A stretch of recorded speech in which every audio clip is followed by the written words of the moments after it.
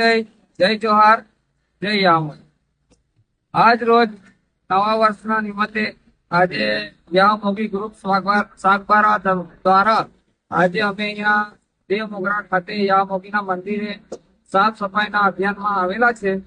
તો ભારતના જે બી વ્યક્તિ જે આવનાર સમયમાં કે ભવિષ્યમાં કાર્ય પણ આવે તો અમારી એટલી નમ્ર અપીલ છે કે અહીંયા પ્લાસ્ટિકનો ઉપયોગ ઓછો રાખે, સાફ સફાઈ રાખે અને આસપાસના વિસ્તારમાં બી સાફ સફાઈ રાખે।